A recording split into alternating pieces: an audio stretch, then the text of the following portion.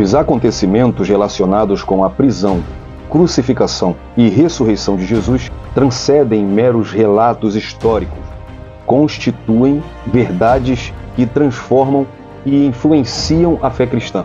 Portanto, entender o sacrifício de Cristo enriquece a nossa gratidão e dedicação a Deus. Assim, ao reconhecer a importância da cruz e celebrar a ressurreição, somos motivados a viver com esperança, firmados na vitória de Cristo sobre o pecado e a morte. Eu sou Jonathan Cadiz e quero estudar com você hoje mais uma lição da nossa Escola Bíblica Dominical.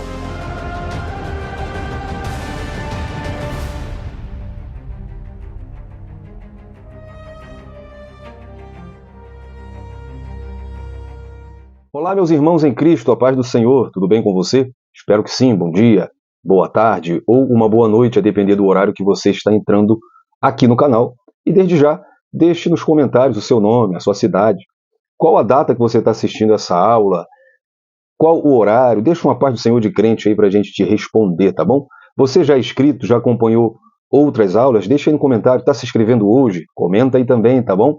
Bom, gente, nós vamos hoje para mais uma lição da nossa Escola Bíblica Dominical da CPAD da classe dos adultos, da revista do segundo trimestre de 2025, que tem por título E o Verbo se fez carne, Jesus sob o olhar do apóstolo do amor.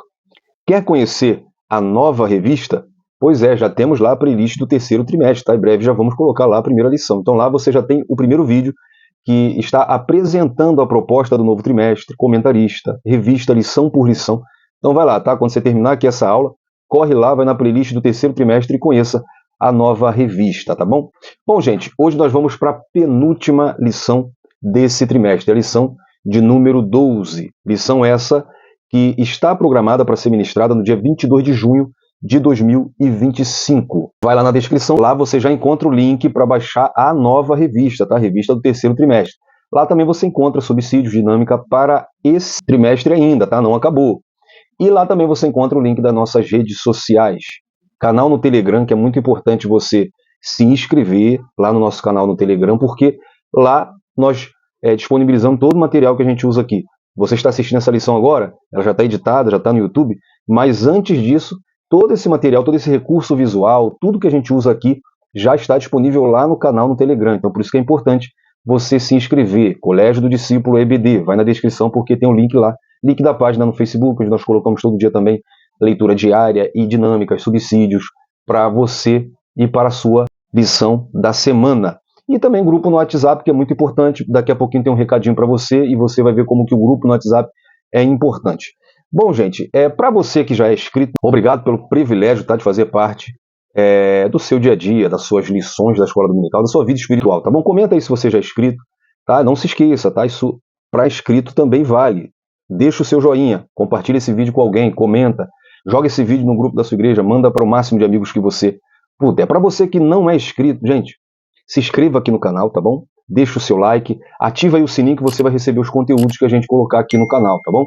Nós não cobramos nada, todos os materiais são gratuitos, todo o nosso trabalho é voluntário, tá bom? Trabalhamos com dedicação para ajudar a sua classe da Escola Dominical. O único retorno que a gente pede para você é que você se inscreva, tá bom? Deixa o seu like, compartilha esse vídeo com alguém, manda para os seus amigos, joga no grupo da sua igreja, tá bom? Quando você fizer tudo isso, você vai ajudar bastante esse canal, tá ok? Combinado? Se você está se inscrevendo hoje, comenta também aí. Estou me inscrevendo hoje, deixa a sua cidade, o seu nome e vamos conversar também nos comentários. Quando você comenta, o assunto não fica limitado apenas ao vídeo, né? E a gente pode continuar conversando sobre o assunto. Para a gente começar, como sempre, vamos orar e eu peço a você que ore comigo, não me deixe orar sozinho. Pai, obrigado, meu Senhor, por mais uma oportunidade de falar da Tua Palavra. Abençoe essa lição, Pai, que seja uma lição edificante, que seja uma lição abençoada, em nome de Jesus. Nos ajude a entender o Teu propósito, entender a Tua Palavra e aplica isso na vida de cada professor. Que em nome de Jesus a lição dele seja abençoada, que a classe dele da Escola Dominical, que a igreja dele seja abençoada, em nome de Jesus. Amém. E juntos seguiremos sempre sendo edificados pela Palavra de Deus.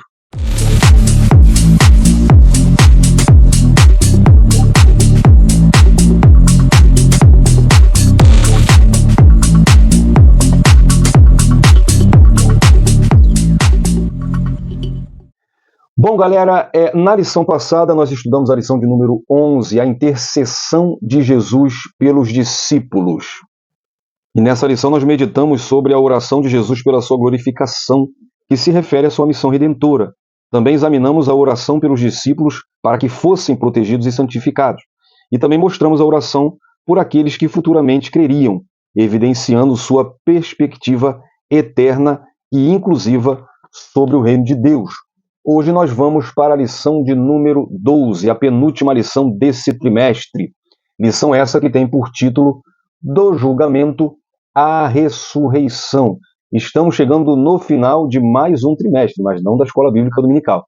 Como eu digo sempre, a Escola Bíblica Dominical é a única escola que não tem férias. Por falar na importância da IBD, antes de entrarmos aqui na lição, quero deixar um recadinho para você. Preste atenção nesse recado, é muito importante para a sua Escola Bíblica Dominical, tá bom? E a gente volta aqui para a lição da Escola Dominical. Antes de entrarmos para a aula, eu quero convidar você a participar da nossa campanha Não Deixe a IBD Morrer. Se a IBD da sua igreja está sofrendo por algum problema, está estagnada, se você é superintendente, professor, pastor, ou um aluno que quer ajudar seu professor, você vai entrar no grupo do WhatsApp e lá nós vamos estar tratando disso. Você sabia que na maioria das igrejas do Brasil, a Escola Bíblica Dominical não tem tido um sucesso? Ou ela estagnou, parou, não cresceu, ou ela está diminuindo e triste, mas algumas não existem mais EBD. A sua igreja é aquela igreja que já colocou a escola dominical 6 horas da noite para 7 horas começar o culto? Fala a verdade para mim, isso está dando certo? É importante que se tenha um horário bom para estudar a palavra de Deus. Agora, é bem verdade que os seus alunos precisam se interessar, porque como que eu vou acordar na minha folga, o único dia que eu tenho para ficar com a minha família, o único dia que eu tenho para dormir até tarde, o único dia que eu tenho para ficar em casa? O que vai me fazer acordar às 7 horas da manhã, me arrumar, tomar meu café e ir para a Escola Bíblica Dominical? Para ouvir um professor que só conta testemunho? Para ouvir uma aula que não é dinâmica? Só ler revista? Então, gente, a gente quer te ajudar. Se você faz isso, não fica com vergonha, a gente também não vai querer saber se você faz, mas que você precisa mudar. Tem lideranças que não investem bem na Escola Bíblica Dominical, tem professores que não se capacitam para dar aula, e tem alunos que não se interessam. Então a gente quer tocar nesses pontos e ajudar você, tá bom? Professor, superintendente, pastor, ou você que é só aluno e quer ajudar a sua Escola Bíblica Dominical, quer dicas para vencer isso? Vamos vencer isso junto, não vamos deixar a IBD morrer. Clica no link, entra no nosso grupo, porque nós vamos ajudar a sua IBD. Não vamos deixar a IBD morrer, tá bom? Esse é o primeiro passo de muitos. Então, gente, o texto áureo dessa lição está no Evangelho de João, capítulo 19, versículo 30. E quando Jesus tomou o vinagre, disse: está consumado. E, inclinando a cabeça, entregou o Espírito. A verdade prática diz que, na cruz, Jesus triunfou sobre o pecado, na ressurreição, conquistou a vitória sobre a morte. Então, Jesus, na cruz, ele triunfa sobre o pecado. Pecado que no grego, a gente estudou no trimestre passado, é amártia. Traz a ideia de errar o alvo, ou falhar em cumprir o propósito. O pecado não é apenas um erro moral, mas uma desconexão radical com Deus. Então, o triunfo sobre o pecado, na cruz, não foi apenas legal, foi existencial. Em Romanos 6:6, Paulo declara que o nosso velho homem foi crucificado com ele, para que o corpo do pecado seja destruído. Então, na cruz, ele venceu o pecado. E na ressurreição, ele venceu a morte. Né? Ressurreição significa anástasis, como nós vimos na lição 7, lembra sobre Lázaro? Significa literalmente levantar-se, colocar-se de pé novamente.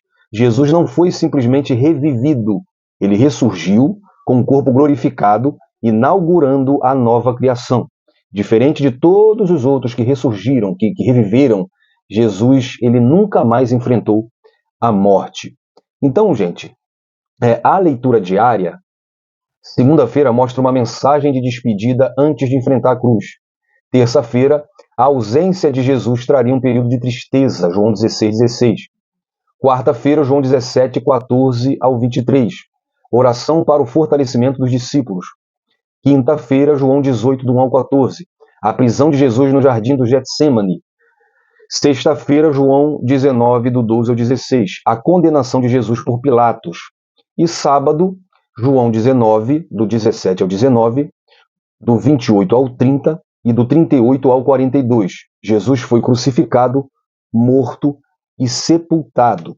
Então, nessa lição, nós vamos ver um passo muito importante, a trajetória final do Evangelho de João, mostrando a trajetória final do ministério terreno de Jesus, a conclusão do plano da salvação. O Evangelho de João, ao narrar o sacrifício e a vitória de Jesus, revela a concretização do plano redentor de Deus. Então, para uma melhor compreensão desse plano, essa lição ela aborda 3 momentos essenciais: a prisão e a condenação de Jesus, né? A sua crucificação e morte e sepultamento, e, por fim, a sua gloriosa ressurreição, mostrando que Jesus não permaneceu morto. E essa foi a vitória e a conclusão final do plano da redenção. Então vamos ver a última semana de Jesus. No domingo temos a entrada triunfal em Jerusalém. Aqui ao decorrer do trimestre eu te dei dicas, né, que você não poderia, por exemplo, ficar preso ao Evangelho de João. A revista ela trata do Evangelho de João, mas você tem os evangelhos sinóticos que vão fazer complementar, né, os relatos sobre Jesus. Por exemplo, domingo, a entrada triunfal em Jerusalém não é narrado só por João, mas também Mateus e Marcos. Na segunda-feira, nós vemos a purificação do templo, e esse já é um relato que não encontramos no Evangelho de João, mas apenas nos evangelhos sinóticos. Como também, na terça-feira, os confrontos e ensinos no templo, está em Mateus 21, Mateus 25 e Marcos 11 e 13, e não está em João. Na quarta-feira foi o dia do silêncio, foi a trama da traição, e isso é relatado também por Mateus e por Marcos, mas não por João. Na quarta-feira foi a última ceia e o Getsêmani, que é relatado tanto por Mateus e Marcos, como também por João. Na sexta-feira foi o julgamento, a crucificação e morte. É relatado em Mateus 27 e também Marcos capítulo 15 e João capítulo 19. E no sábado, o silêncio da sepultura, que é relatado em Mateus 27, Lucas 23 e também João no capítulo 20. A leitura bíblica em classe se encontra no Evangelho segundo João, capítulo 19, versículo 17, versículo 18, versículo 28 ao versículo 30 e também no capítulo 20, do versículo 10 ao versículo 6.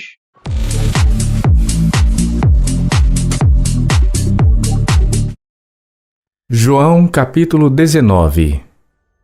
E levando ele às costas a sua cruz, saiu para o lugar chamado Caveira, que em hebraico se chama Gólgota, onde o crucificaram, e com ele outros 2, um de cada lado, e Jesus no meio.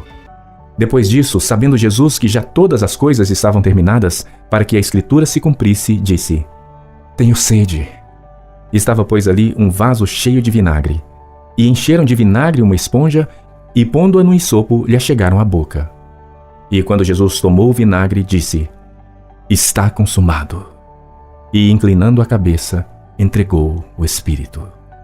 João capítulo 20. Chegou, pois, Simão Pedro, que o seguia, e entrou no sepulcro, e viu no chão os lençóis, e que o lenço que tinha estado sobre a sua cabeça não estava com os lençóis, mas enrolado num lugar à parte. Então entrou também o outro discípulo, que chegara primeiro ao sepulcro, e viu e creu. Porque ainda não sabiam a Escritura que era necessário que ressuscitasse dentre os mortos. Tornaram, pois, os discípulos para casa. Então, após a última ceia da Páscoa e o último discurso para os discípulos no capítulo 17, Jesus, junto com os seus discípulos, cantou um hino que podia ser um dos salmos que faziam parte dos cultos naqueles dias na sinagoga. No texto de João 18:1, está registrado por João que Jesus saiu com seus discípulos para além do ribeiro de Cedron, onde havia um horto no qual ele entrou com seus discípulos.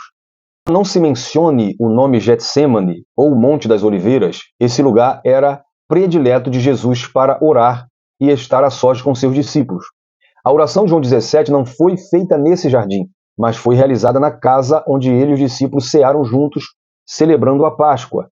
É interessante notar que nos capítulos 17 e 18 do Evangelho de João, Jesus, depois de ter proferido o seu último discurso aos discípulos e tê-los preparado para o episódio da traição de Judas Iscariote, passou pelo vale de Cedron e parou no jardim do Getsêmani.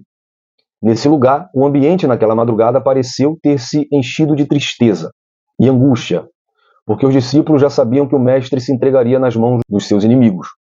Os soldados romanos e os da guarda do sumo sacerdote, depois de terem comprado a traição por 30 moedas de prata, foram conduzidos por Judas Iscariote até o local onde Jesus estava com seus discípulos. Ao chegarem ao local do jardim, Judas deu a reconhecer o Filho de Deus beijando a sua face, indicando aos soldados romanos quem era Jesus. Eles o prenderam e o levaram até a presença do sumo sacerdote Anás para ser interrogado. Assim Jesus foi esbofeteado e levado perante o governador Pilatos. Vamos ver como a nossa lição está organizada com o nosso mapa mental? A palavra-chave é ressurreição, que vem do grego, como eu já disse, anástasis, que literalmente significa levantar-se novamente ou colocar-se de pé. No contexto bíblico, refere-se à vida após a morte, seja de forma temporária, como os milagres realizados por profetas e por Jesus, ou de forma definitiva e glorificada, como a ressurreição de Cristo. Nós vimos na lição 7 sobre a ressurreição de Lázaro os tipos de ressurreição. Mas vamos lembrar, os sentidos bíblicos da ressurreição. Temos a ressurreição física e temporária, como por exemplo Lázaro, o filho da viúva de Naim, a filha de Jairo, e etc. E também no Antigo Testamento, como aquele homem que estava sepultado na mesma cova que jogaram Eliseu e ele ressuscitou, a filha da mulher sunamita, e etc. Temos a ressurreição espiritual, é sair da morte espiritual para uma vida com Deus, conforme Efésios 2, do 1 ao 6, que é a condição de todo aquele que aceita Jesus como seu Salvador. Ele é ressuscitado espiritualmente. Temos a ressurreição glorificada, a ressurreição final, os corpos transformados e imortais, como por exemplo em 1 Coríntios 15, essa ressurreição é para os salvos, tá? E a última é para os condenados, que é a ressurreição para o juízo, para a condenação. Jesus fala dela em João 5:29, também fala-se dela lá em Apocalipse 20, como também em outros textos, como no Antigo Testamento, por exemplo, Daniel 12:2, que uns ressuscitarão para a vida eterna e outros para a vergonha e desprezo eterno. Então, no juízo do tribunal do trono branco, os ímpios ressuscitarão para ser condenados e então sofrerão eternamente no inferno. Então, gente, os objetivos dessa lição, primeiro é descrever o contexto da prisão e condenação de Jesus, explicar o significado teológico da crucificação, morte e sepultamento de Jesus, e também incentivar os alunos a celebrarem a ressurreição de Cristo como uma vitória sobre o pecado e a morte. A nossa lição está distribuída da seguinte maneira. O primeiro tópico traz o tema a prisão e a condenação de Jesus, dividido em 3 subtópicos. Subtópico 1, a prisão. Subtópico 2, o interrogatório. E subtópico 3, a condenação. O tópico 2 traz o tema crucificação, morte e sepultamento de Jesus pelos discípulos, também dividido em 3 subtópicos. Subtópico 1, o caminho do Calvário. Subtópico 2, a missão foi encerrada. E subtópico 3, o sepultamento. O terceiro tópico traz como tema a ressurreição de Jesus, também com 3 subtópicos. O primeiro, o túmulo vazio. Subtópico 2, a ressurreição como base da fé cristã. E subtópico 3, o Cristo ressurreto quebra a incredulidade. A introdução nos mostra que, nessa lição, iremos abordar a prisão, a condenação, a crucificação, a morte, o sepultamento e a ressurreição de Jesus. Estes eventos demonstram o cumprimento da missão do nosso Salvador. Toda essa missão pode ser resumida na frase: está consumado. A obra de Cristo no Calvário e a sua ressurreição constituem a base da esperança cristã. O tópico 1 traz como tema a prisão e a condenação de Jesus. Subtópico 1, a prisão. Subtópico 2, o interrogatório. E subtópico 3, a condenação. Então, o subtópico 1, a prisão. Eu quero compartilhar com você essa introdução do pastor Joiade Serra, da EBD Mais Subsídios. Tá? Olha o sloganzinho aí no canto inferior da sua tela, dessa arte. Todos juntos pela EBD, não deixe a EBD morrer. Por quê? Porque o EBD Mais Subsídios também está apoiando essa campanha, não deixe a EBD morrer. E olha essa introdução. Os momentos que antecederam a prisão e julgamento de Jesus foram extremamente difíceis e penosos para ele e seus seguidores. Então nós temos aqui a aflição interior e a aflição exterior. A aflição interior: faltava pouco para o mestre ser preso, e tanto ele quanto os discípulos iriam passar por um conflito interior sem precedente. Daí a necessidade de estarem preparados espiritualmente para esse momento. Mateus 26:41. Pedro é avisado que Satanás o queria peneirar, lá em Lucas 22:31. Então veja a importância de você ter os textos paralelos, né, dos outros evangelhos também. No Monte das Oliveiras, pouco antes de sua prisão, ele advertiu a todos sobre a necessidade da oração para suportar as provações. Isso está em Lucas também, 22, do 39 ao 46. Nós podemos falhar, entretanto, não é por falta de aviso. E a aflição exterior. Jesus cita a profecia de Isaías 53:12 como se cumprindo naquele momento. E os discípulos, solidários com sua missão, sofreriam as consequências. Assim como seu Senhor e Mestre, eles também seriam afligidos exteriormente com as consequências da prisão. Deveriam, portanto, estar preparados para aquele momento. Jesus seria contado com os malfeitores e seus discípulos seriam identificados da mesma forma. Isso está relatado no Evangelho de Marcos, capítulo 14, versículo 69. Então vamos lá. A prisão de Jesus no Getsêmani não foi um simples ato de captura, mas o início do cumprimento do desígnio eterno. Ele, que podia, como ele mesmo disse, em Mateus 26:53, Jesus disse que se ele quisesse, ele orava ao Pai e o Pai enviava legiões de anjos. Ele disse que ninguém tem poder de tirar a vida dele, ele mesmo a entregaria. Então, mesmo ele podendo convocar essas legiões de anjos, né, ele se entrega voluntariamente, como servo sofredor de Isaías 53. E se entregar, é muito forte isso, porque o verbo paradinome, que é o verbo usado nos evangelhos para entregar, ele carrega a nuance de ser entregue nas mãos de alguém para julgamento. Então isso vai simbolizar o quê? A entrega sacrificial do Cordeiro de Deus. Jesus é traído com um beijo, num gesto de intimidade usado como instrumento de traição, o que é uma ironia profunda e perturbadora. Seu sofrimento inicia ali, e não apenas físico, mas existencial, porque ele é abandonado pelos amigos, conforme Marcos 14:50, ele é incompreendido, e ele é entregue por aqueles a quem ele mesmo veio salvar. O João, ele começa o seu prólogo, a introdução do seu evangelho, falando que ele veio para os seus, mas os seus o rejeitaram, em João 1:11. Então, ele é entregue, preso e levado ao sumo sacerdote Anás, para ser interrogado. Ele é agredido e depois enviado para o governador Pôncio Pilatos. Então vamos ver quem foi Anás. Ele foi um importante sumo sacerdote mencionado no Novo Testamento, e também em fontes históricas, tá? Como, por exemplo, o historiador Flávio Josefo. Seu nome completo, Anás, filho de Sete, período como sumo sacerdote aproximadamente de 6 a 15 depois de Cristo. Ele foi nomeado sumo sacerdote por Quirino, tá? O legado romano da Síria. Ele foi deposto por Valério Grato. Apesar de ter sido oficialmente deposto, Anás continuou exercendo grande influência religiosa e política nos bastidores por meio de sua família. Por exemplo, o sumo sacerdote Caifás, que era genro do sumo sacerdote Anás, que também participou do julgamento de Jesus, conforme a gente vai ver mais para frente. Flávio Josefo, ele afirma que os sumos sacerdotes ligados à família de Anás formavam uma espécie de oligarquia sacerdotal com grande poder sobre o sinédrio, tá, e o povo judeu. Então, no Novo Testamento, a gente vê Anás no julgamento de Jesus, em João 18. Nós vemos que ele primeiro é levado a Anás, antes de ser levado a Caifás. Isso mostra a autoridade oculta, e continuada de Anás, mesmo não sendo mais sumo sacerdote oficial. Lucas 3 menciona aqui no sumo sacerdócio de Anás e Caifás, indicando que na prática ambos tinham influência sacerdotal. Mas por Anás ser citado primeiro, mostra que ele tinha mais influência, e também por Jesus ser levado primeiramente a ele. Então ele era um sumo sacerdote emérito, respeitado e consultado mesmo depois de ter deixado o cargo oficialmente. E depois nós vemos em Atos dos Apóstolos também ele perseguindo os apóstolos. Tá? E Pôncio Pilatos, eu tenho certeza que se você perguntar para os teus alunos, eles já ouviram falar em Pôncio Pilatos.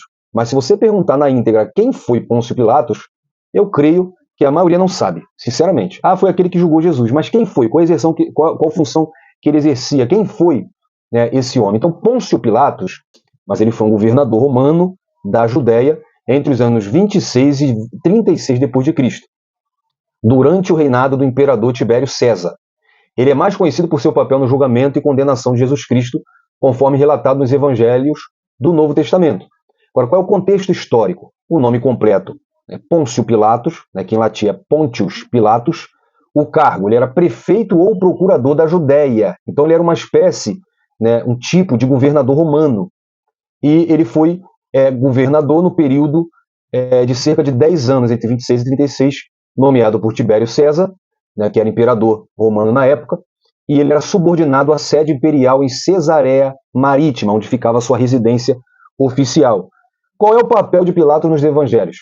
Ele aparece nos 4 evangelhos, tá? Com a autoridade romana que autorizou a crucificação de Jesus, mesmo não encontrando culpa nele. Um dos principais episódios de Pilatos é quando ele lava a mão diante da multidão, dizendo que é inocente do sangue de Jesus. Né?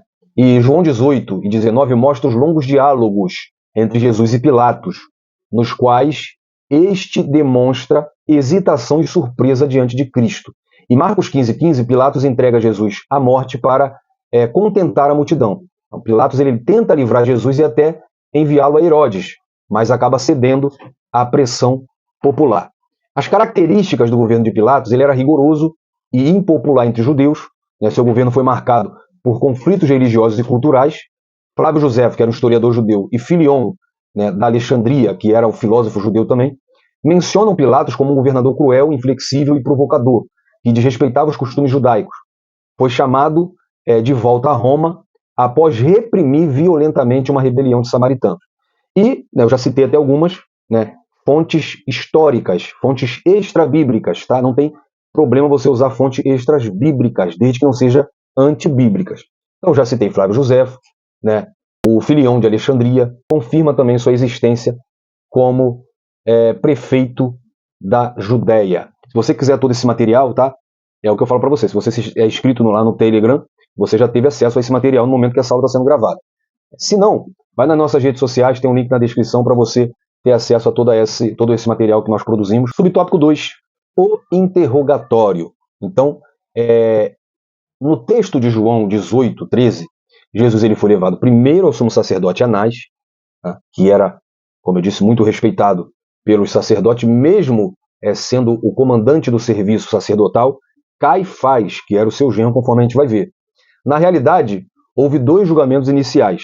Primeiro, ele foi perante Anás, Jesus foi interrogado, sem poder de decisão.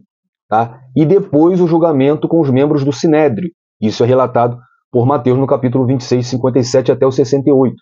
O Sinédrio entendeu que Jesus deveria ser enviado a Pilatos, que era o governador da província romana da Judéia, conforme nós vimos. A avaliação de Caifás não foi registrada por João, mas está registrada em Mateus capítulo 26, do 57 ao 68. Decidiram, então, os sacerdotes, sobre a liderança de Caifás e Anás, levar Jesus para ser julgado por Pôncio Pilatos, na casa sede, ou seja, no pretório do comando da cidade de Jerusalém. Inicialmente, Pilatos ele questiona a acusação dos judeus. Né? Jesus havia sido preso pela madrugada, e ele chega, então, pela manhã cedo, perante Pilatos. Depois de ter sido interrogado, então, por Anás e Caifás, o sumo sacerdote oficial, né, os judeus preferiram que a condenação procedesse da casa do governador Pilatos. E por isso, então, eles levaram Jesus até ele. Mas Pilatos preferia que os judeus julgassem Jesus pelas leis judaicas. Os judeus acusadores, no entanto, justificaram a sua ação, afirmando que Jesus havia se declarado rei, afrontando, então, a César dos romanos. Então, ele deveria ser julgado pelos romanos. Então, Pilatos, com uma visão política, né, ele acabou cedendo ao ímpeto de ódio dos judeus para evitar uma resistência política. Então, ele tem uma outra estratégia. Eles chamam um preso, né, chamado Barrabás, e como era de costume soltar um preso em épocas de festas judaicas, ele traz Barrabás pedindo que o povo escolha, né, soltar Jesus ou Barrabás, e o povo escolhe soltar Barrabás, né, e pedem para crucificar Jesus. O ódio religioso dominava aqueles homens. Eles não podiam ver nada que impedisse a condenação do Filho de Deus. Mas 2 fontes importantes para você. Quem foi Caifás? Tá? O nome completo dele era José Caifás. Ele era sumo sacerdote de Israel no período de atuação entre cerca de 18 a 36 depois de Cristo, durante o governo de Pôncio Pilatos. Ele foi indicado por Valério Grato, o precessor de Pilatos, tá? E ele foi removido do cargo por Vitélio, né, legado romano da Síria por volta de 36 depois de Cristo. Esse Caifás, ele era genro de Anás, que fora sumo sacerdote antes dele, porém continuou exercendo essa autoridade sacerdotal. Caifás no Novo Testamento, ele foi envolvido também, como nós estamos vendo, no julgamento de Jesus. Após a ressurreição de Lázaro, lá em João 11, Caifás profetiza que convém que morra um só homem pelo povo. Ele diz isso por razões políticas, mas o evangelista interpreta como uma profecia involuntária. Mateus 26, 57 ao 68, Jesus é levado à casa de Caifás, né, onde o Sinédrio tenta encontrar falsas testemunhas contra Jesus. Já no versículo 63 a 66, Caifás interroga Jesus diretamente e, ao ouvir que ele afirma ser o Filho de Deus, ele rasga suas vestes. Era um ato simbólico de indignação. E o acusa de blasfêmia, entregando Jesus aos romanos. Né? Como o Sinédrio não tinha poder para executar sentenças de morte, né, Caifás entrega Jesus a Pilatos e pressiona Pilatos por sua condenação. As características de Caifás como líder religioso. Ele era astuto politicamente. Caifás soube manter-se no cargo por 18 anos, que era algo incomum da época. Provavelmente por saber equilibrar os interesses judaicos com os romanos. Ele era religioso manipulador. Ele usou argumentos religiosos, blasfêmia e político, ameaça à ordem pública, para justificar a morte de Jesus.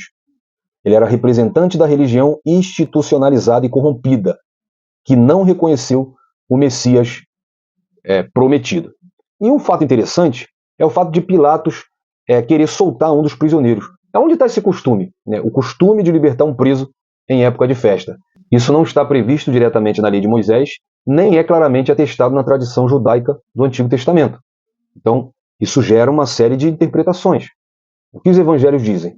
O costume é mencionado nos 4 evangelhos: Mateus 27, Marcos 16, Lucas 23 e João 18.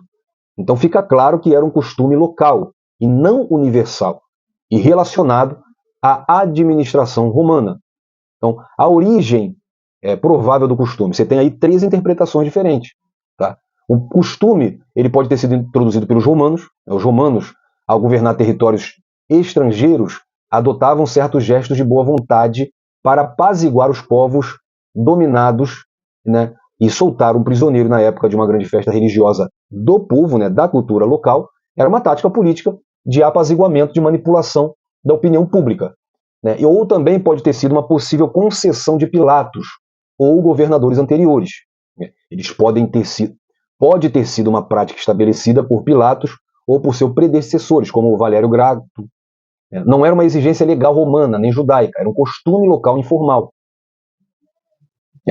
Em terceiro, a ausência na lei judaica, na Torá, na lei de Moisés, que não menciona nenhum mandamento sobre libertar prisioneiro na Páscoa, e isso mostra que era uma prática tolerada pelos judeus, mas não originária da religião deles.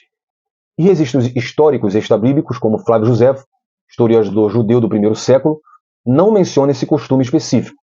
Tácito e outros romanos não relatam essa prática em relação à Páscoa. Porém, há registros de costumes semelhantes em outras regiões, como concessões de clemência imperial em festas romanas. Então, embora o costume não seja amplamente documentado fora da Bíblia, não há motivo para duvidar de sua veracidade.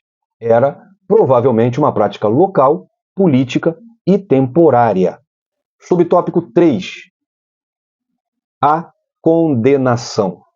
Então, Pilatos ele não encontra motivos para acusar Jesus, porque de fato ele não era culpado de nenhum pecado ou crime. Né? O que Pilatos queria era que os judeus soubessem que aquele julgamento era uma severa injustiça. E para não se prejudicar com os judeus, Pilatos manda açoitar Jesus. E a seguir, o entregou nas mãos dos soldados romanos para humilhar Jesus ainda mais. E aí os soldados, para zombarem dele, como rei dos judeus, teceram-lhe uma coroa de espinhos pontiagudos e longos, feitos com algum galho seco, cheio de espinho comprido, tirado de uma árvore chamada ramos espina, né, que era muito comum e ainda é na região da Síria, do Líbano e algumas outras partes da Arábia. Os romanos eles teciam esse galho para torturar seus condenados e tiveram a ideia de fazer o mesmo com Cristo. Os romanos fincaram a coroa em Jesus e isso obviamente provocou lesões terríveis, que encheram a sua cabeça de sangue. Essa foi uma forma de zombar da realeza de Jesus. Então Jesus sofreu o flagelo. A segunda, a flagelação romana, podia ser aplicada de 3 modos distintos. O primeiro era o modo chamado fustigatio, em que a pessoa era espancada de forma menos severa por crimes leves. O segundo modo é denominado flagelatio, que era uma punição que era aplicada em forma brutal por crimes considerados mais graves. O terceiro era o modo verbenatio, que se aplicava como o castigo mais cruel, que era a crucificação. Portanto, foi esse que Jesus sofreu, o mais severo, o terceiro. Nessa terceira forma de castigo, a vítima era despida, era amarrada a uma estaca para ser torturada pelos soldados romanos.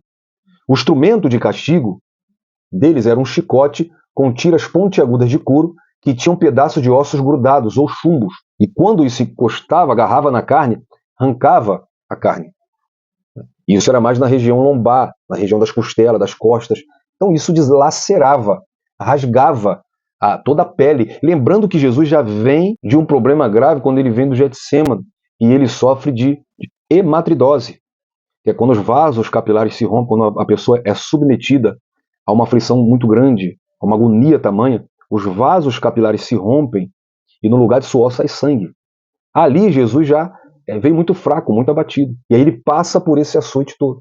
Ele teve sua carne dilacerada, ele foi ferido, ele foi rasgado pelos açoites, cumprindo assim Isaías 53, 4 e 5. E verdadeiramente ele tomou sobre si as nossas enfermidades, as nossas dores levou sobre si, ele foi ferido, ele foi oprimido, ele foi ferido pelas nossas transgressões e moído pelas nossas iniquidades. O castigo que nos traz a paz estava sobre ele. Pelas suas pisaduras fomos sarados. Para você estudar isso, é esse livro, A Crucificação de Cristo, descrita por um cirurgião, que é um cirurgião francês chamado Pierre Barbet, da Central Gospel. E esse livro aqui narra a crucificação de Cristo de uma forma não narrada por ninguém. Dá detalhes clínicos bem detalhados da flagelação. Aqui você encontra uma análise clínica da morte de Jesus. Então é muito bom esse livro e é barato, tá? Esse livro está em torno de R$20 aí, você encontra ele. Então, gente, há uma série de ilegalidades no julgamento de Jesus, tanto no ponto de vista religioso judaico, como também do ponto de vista civil romano. Por exemplo, no ponto de vista religioso judaico, a primeira ilegalidade é a prisão noturna, e sem mandato. A lei judaica proibia prisões durante a noite, especialmente para casos capitais, que era a pena de morte, a fim de evitar abusos. Outra ilegalidade era o julgamento durante a noite. Tá? Tanto a prisão durante a noite, como também os julgamentos criminais, especialmente de pena capital, só podiam ocorrer durante o dia. Outra ilegalidade era julgamento em dia de festa. Nenhum julgamento podia ocorrer durante as festividades religiosas, como a Páscoa. Também a condenação com base em testemunhas falsas.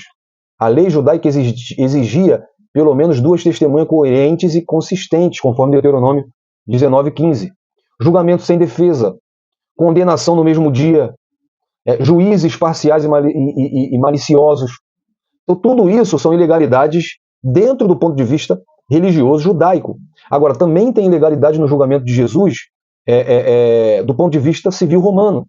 A falta de culpa comprovada. O próprio Pilatos, que era o governador, a autoridade romana na época, ele declarou várias vezes que não achava culpa em Jesus.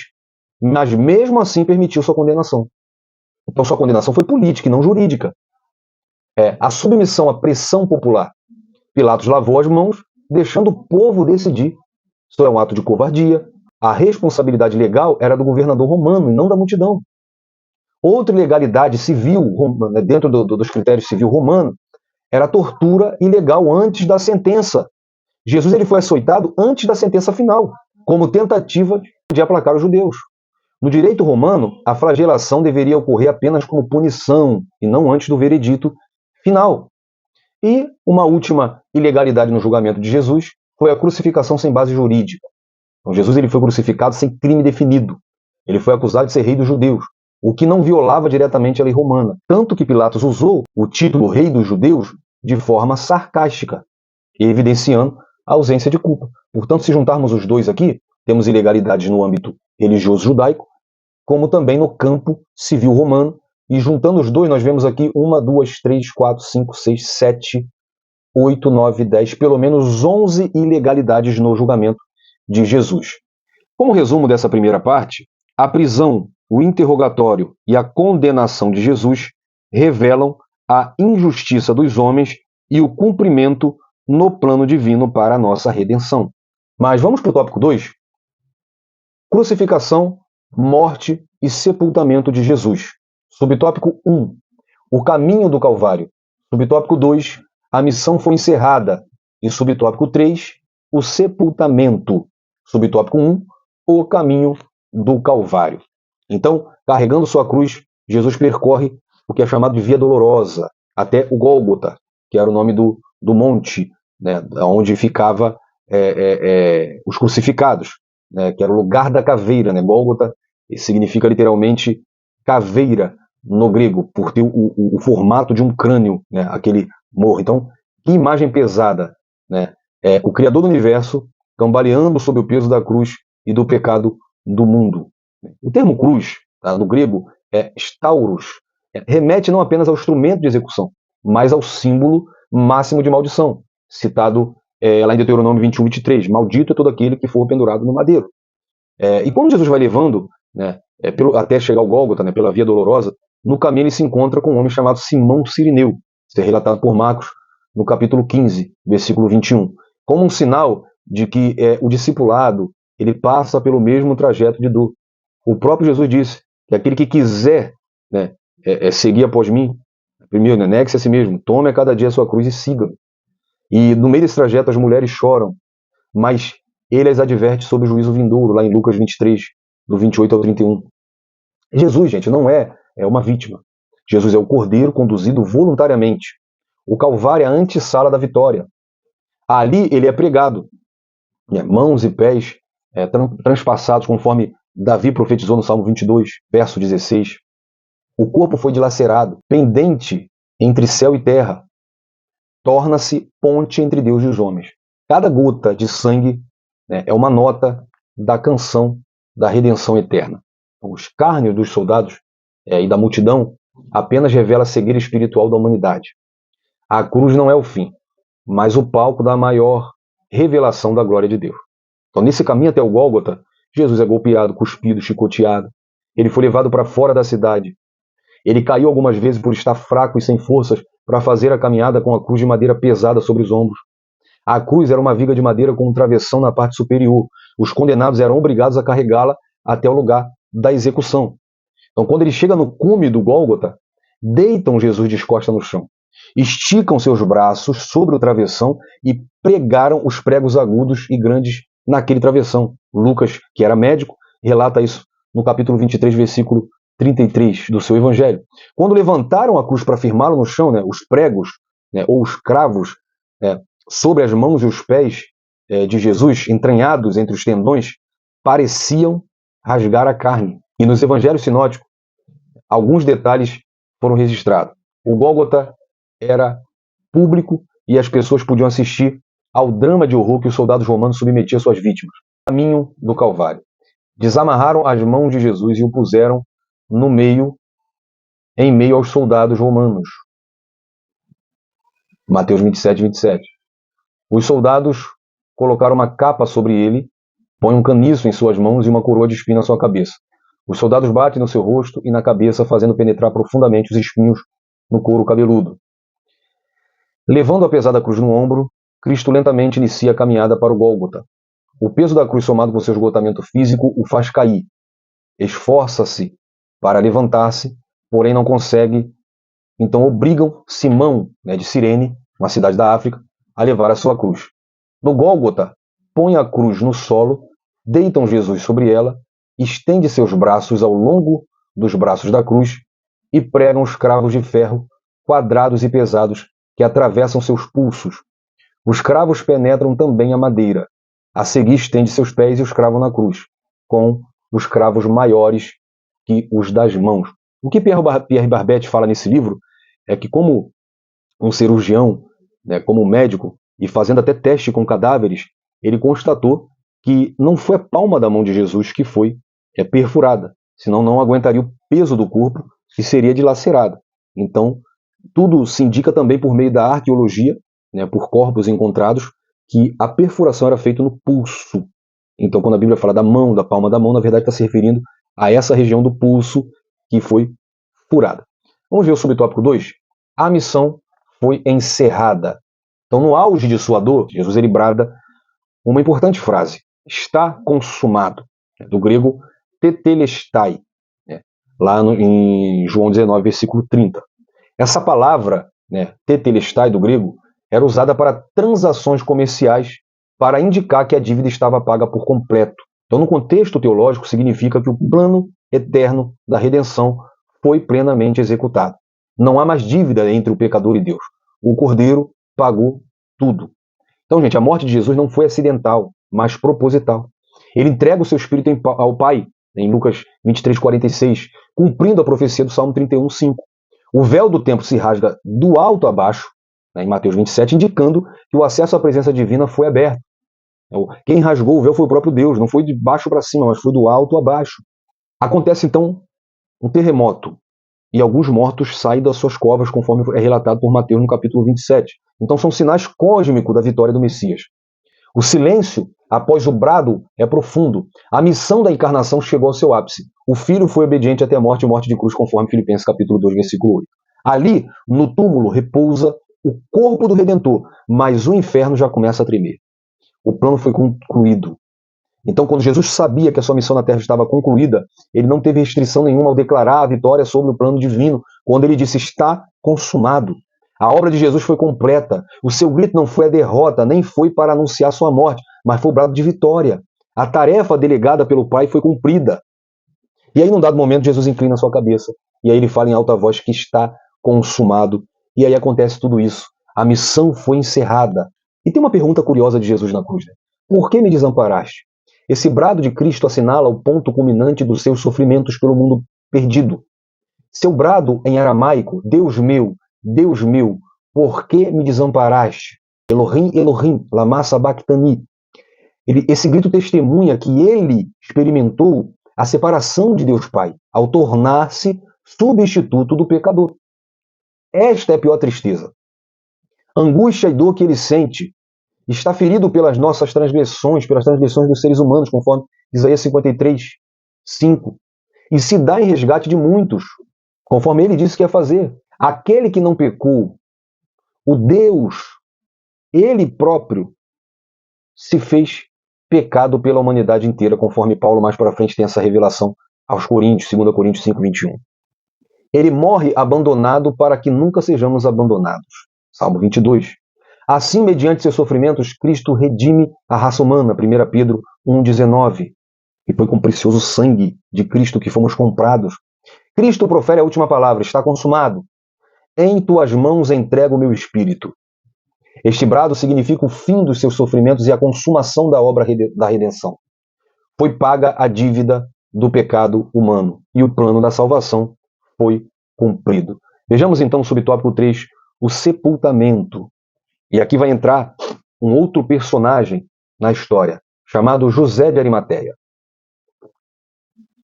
Discípulo em segredo. Ele pede o corpo de Jesus. Capítulo 19, versículo 38.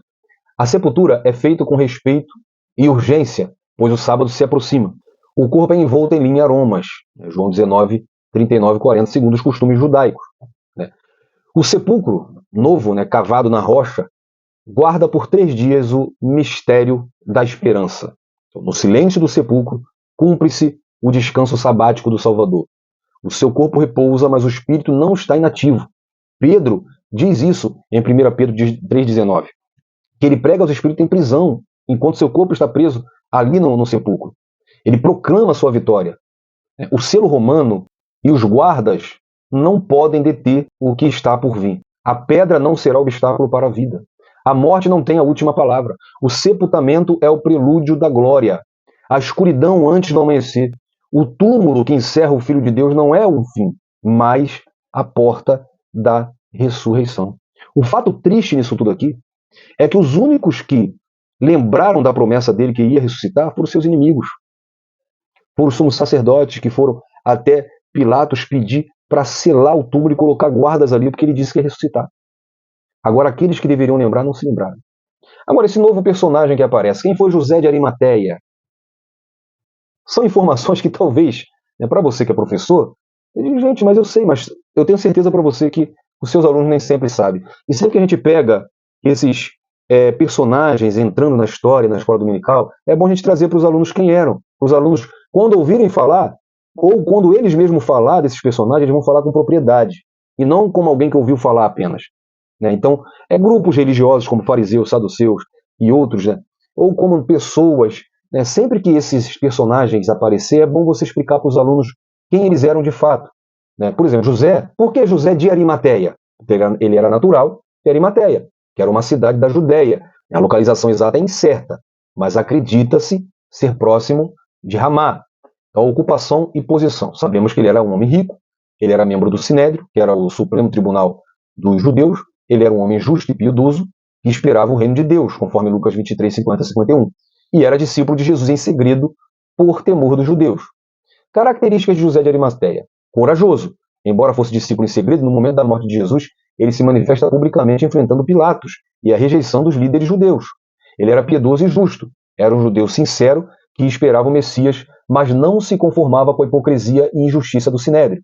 Ele era generoso. Ofereceu seu túmulo pessoal, um bem valioso, para o sepultamento do Senhor.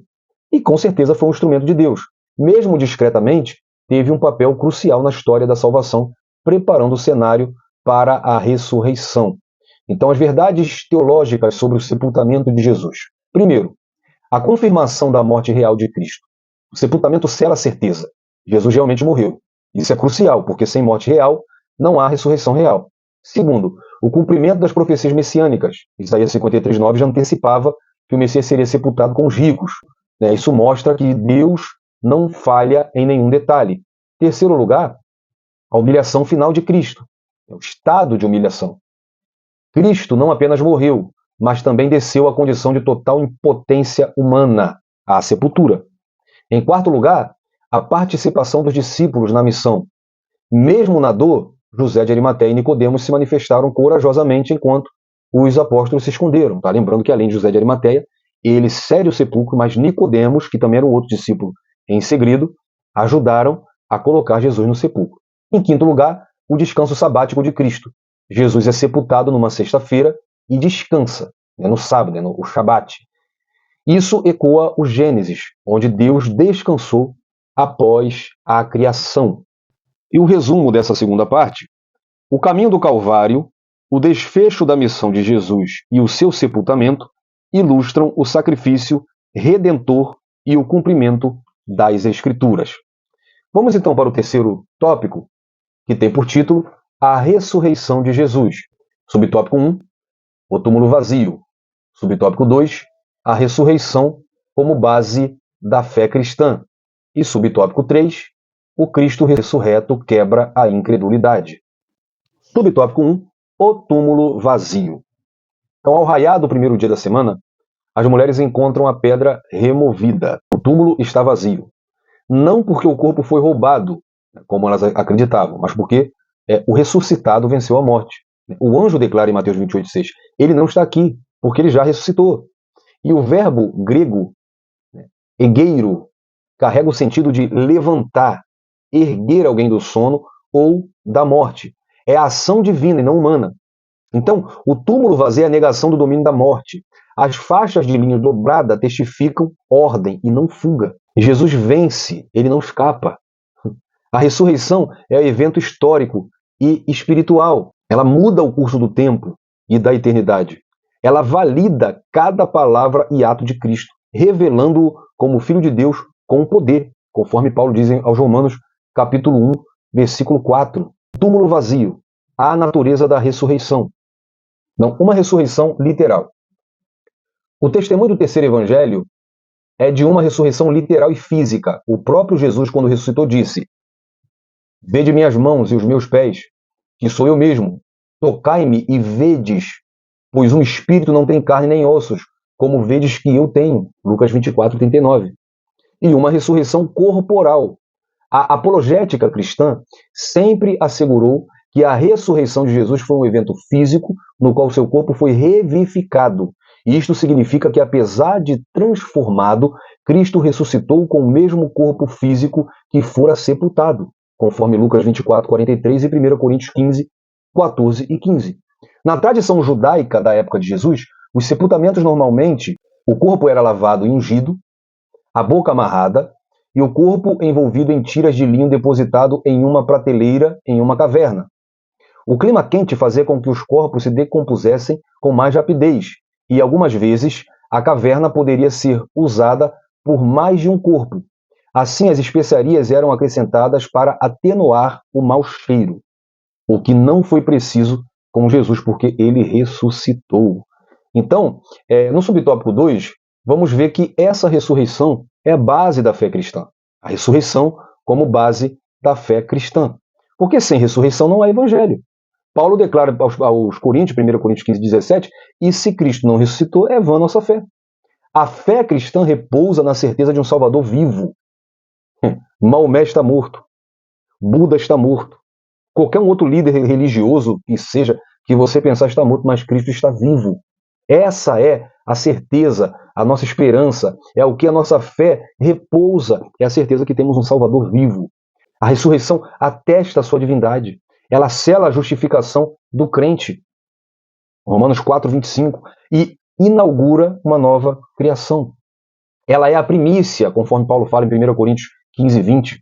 Primícia dos que dormem, ou seja, a garantia de que a ressurreição final virá. A vitória de Cristo é compartilhada com o seu povo. A igreja não é um memorial de um Marte, mas o corpo vivo de um Redentor ressuscitado. A morte foi tragada pela vida. 1 Coríntios 15, 54. E aos Coríntios também, 1 Coríntios 15, Paulo diz que a morte será o último inimigo a ser vencido. E essa ressurreição de Cristo é o que assegura também a nossa ressurreição no futuro. E Paulo fala que se esperamos a Cristo apenas nessa vida, somos os mais miseráveis de todos os homens. Por quê? Porque ele está vivo, voltará, e nós, o que estivermos vivos, seremos glorificados. E aqueles que morreram ressuscitarão também. Então a ressurreição como base da fé cristã. A ressurreição de Jesus é uma das verdades essenciais do Evangelho. 1 Coríntios 15, do 1 ao 8. Qual a importância da ressurreição de Jesus para os que creem nele? Primeiro, ela comprova que ele é o Filho de Deus, Romanos 1, 4. Segundo, garante a eficácia da morte redentora, Romanos 6, 4 e 1 Coríntios 15, 17. Terceiro, confirma a verdade das Escrituras, Salmo 16, 10, Lucas 24, 44 a 47 e Atos 2, 31. Quarto, é a prova do juízo futuro dos ímpios, Atos 17, 30 a 31. Quinto, é o cumprimento pelo qual Cristo concede o Espírito Santo e a vida espiritual ao seu povo, João 20, 22, Romanos 5, 10 e 1 Coríntios 15, 45. Em sexto, garante ao crente a sua herança celestial, 1 Pedro 1, 3 e 4, 1 Tessalonicenses 4, 14. E em sétimo lugar, ela põe à disposição do crente, na vida diária, a presença de Cristo e o seu poder sobre o pecado. Gálatas 2, 20, Efésios 1, 18 ao 20, e também na carta de Paulo aos Romanos, capítulo 5, versículo 10. Subtópico 3. O Cristo ressurreto quebra a incredulidade. Então, os discípulos temerosos e céticos veem-se distante do Cristo vivo. Tomé, que nesse contexto simboliza a incredulidade moderna, ele vai exigir provas sensoriais. E Jesus o atende, né? Mas ele declara: bem-aventurado os que não viram e creram. O ressuscitado é a resposta ao ceticismo de todas as eras. O Cristo ressurreto transforma medo em missão. Pedro, que negara, agora prega com ousadia, em Atos 2. Maria Madalena torna-se a primeira evangelista da ressurreição, João 20, 28. O Cristo que aparece, fala e come com os discípulos é o mesmo que hoje vive e intercede por nós, conforme Hebreus 7, 25. Então vejamos, evidências diretas e indiretas da ressurreição, material da EBD+, Subsídios, pastor Joiade Serra. Tem na descrição, tá? O canal do pastor Joiade é o Veritas Apologéticas, se inscreve lá que é muito bom. E o grupo no WhatsApp também do pastor Joiade, EBD+, Subsídios, que também está com a gente nesse projeto e também disponibiliza todo esse material de forma gratuita para você poder utilizar na sua classe. Também é muito bom. Então, as evidências diretas da ressurreição. O texto de Lucas 24, 13 ao 35 narra um encontro, né, que 2 discípulos, no caminho de Emaús, estiveram com Jesus após sua ressurreição. Então, trata-se de uma evidência direta da ressurreição, porque mostra Jesus ressuscitado com um corpo físico tangível. Nesses relatos, observamos que as pessoas para as quais o Senhor apareceu viram seu corpo, conversaram com ele e tocaram nele. E evidências indiretas. Após a ressurreição e Pentecostes, esses mesmos discípulos se apresentam ao povo com uma ousadia nunca vista. Eles agora passaram a testemunhar que o Senhor deles estava vivo. Apresentavam provas disso. Eles curavam os doentes, levantavam os paralíticos e expeliam os demônios e testemunhavam. Deus ressuscitou a este Jesus, do que todos nós somos testemunhas. Então, como resumo, a ressurreição de Jesus, evidenciada pelo túmulo vazio, é a base da fé cristã e transforma a incredulidade em convicção. A ressurreição do Senhor Jesus é o evento mais significativo do Novo Testamento. Esse acontecimento concretiza a nossa esperança na ressurreição do corpo, tal como está expresso no Credo Apostólico, um importante documento da tradição cristã. Creio na ressurreição da carne. Assim, à luz deste fato, somos encorajados a manter a nossa fé, pois depositamos a nossa esperança naquele que triunfou sobre a morte de forma definitiva. Então, gente, o tema dessa semana convida-nos a vivermos todos os dias à luz do sacrifício e da ressurreição de Cristo, tendo consciência do preço que foi pago pela nossa redenção e da vitória que ele nos proporciona. Que a nossa fé se fortaleça e a nossa esperança se renove ao recordarmos que Jesus triunfou sobre a morte para nos conceder a vida eterna. Eu quero terminar como começamos, convidando você a orar em agradecimento por essa aula, orar pelo privilégio de servirmos a um Cristo vivo. Pai, muito obrigado pela lição de hoje, obrigado por esse momento que nós passamos aqui, e que em nome de Jesus, Pai, a aula da escola dominical, na classe desse professor que me assiste, seja edificada em nome de Jesus, que os alunos tenham consciência que o Senhor vive, que os alunos saiam de lá avivados com a fé fortalecida na esperança da Tua ressurreição, da Tua vinda, Pai. Senhor, continue abençoando a nossa aula da escola dominical, que nós possamos compreender sempre a Tua palavra e ensinar do modo que o Senhor deseja, Pai. Abençoe cada um que ficou até aqui, que assistiu essa aula. Abençoe cada professor, cada aluno, cada superintendente, cada professor. Nos cobre com a Tua graça, é o que nós te pedimos, em nome de Jesus. Amém. Não perca o próximo vídeo, tá, do questionário dessa lição de número 12. E, querendo Jesus, se Ele permitir ele não voltar até lá, eu te espero até a próxima lição, que terá como título A Renovação da Esperança. Vai na playlist do terceiro trimestre e assista o vídeo da apresentação da nova revista. Um abraço, fique na paz, Deus abençoe sua vida.